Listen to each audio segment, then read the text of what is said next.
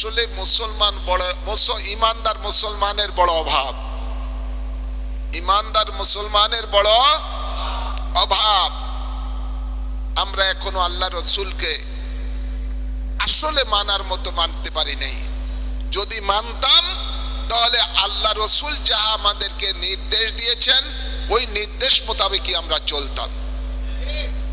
আল্লাহ বলেন উদখুলু, প্রবেশ করো, ফিসিলমে, ইসলামের মধ্যে, কাফাতান, পরিপূর্ণরূপে,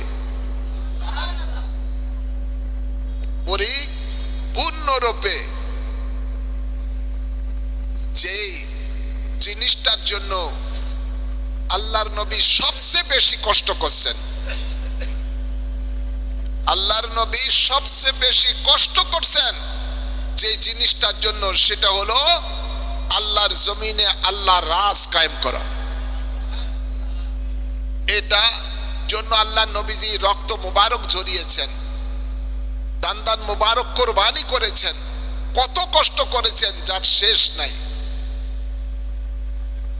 অথচ নবী যে জিনিসটা জন্য সবচেয়ে বেশি ত্যাগ স্বীকার করেছেন, সাহাবায়ে কেরামেরা যে জিনিসটার জন্য সবচেয়ে বেশি ত্যাগ স্বীকার করেছেন, আওলাদে রাসূলগণ যে জিনিসের জন্য সবচেয়ে বেশি ত্যাগ স্বীকার করেছেন, সেটা হলো আল্লাহর জমিনে আল্লাহর দ্বীন কায়েম করা।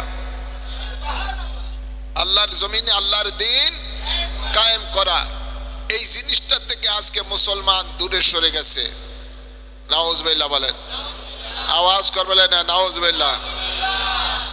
ইদানিং কালে আমি শুনতে পাই এক নাম করা জুয়াড়ি ঢাকায় ছিল, কেসিনোর ব্যবসা করতো, নাম করা জুয়াড়ি, মোটা অঙ্কের টাকা, এই জন্য তাকে জেলও খেটতে হয়েছে। এখন সমানে টাকা ছিটাইতেছে একটা মতাদর্শের জন্য যেটা কোরআন সুন্নাহ বিরোধী। মুসলমান আজকে ওই নগদ টাকা পাইয়া পাগল হয়ে গেছে। নাউজুবিল্লাহ বলতেন না, আওয়াজ করে বলেন। মনে রাখতে হবে তার দুনিয়ার প্রতিটা কর্মের জাররা জাররা হিসাব আল্লাহর কাছে একদিন তাকে দিতে হবে। ফামাই ইয়ামাল মিসকালা যাররাতিন খায়রান ইয়ারা ওয়া মাই ইয়ামাল মিসকালা যাররাতিন শাররান ইয়ারা। ভালো মন্দ যা করেছে জাররা জাররা, তিল তিল পরিমাণে, এটার হিসাব আল্লাহর আদালতে একদিন হবে। সেই দিনের কথা মুসলমান ভুলে গেছে, সেই দিনের কথা মুসলমান ভুলে গেছে। আল্লাহ হেদায়েত দান করুন, আমিন বলেন, আমিন বলেন। আল্লাহ বলেন উদখুলু ফিসসিলমে কাফা, তোমরা ইসলামের মাঝে পরিপূর্ণ রূপে প্রবেশ করো।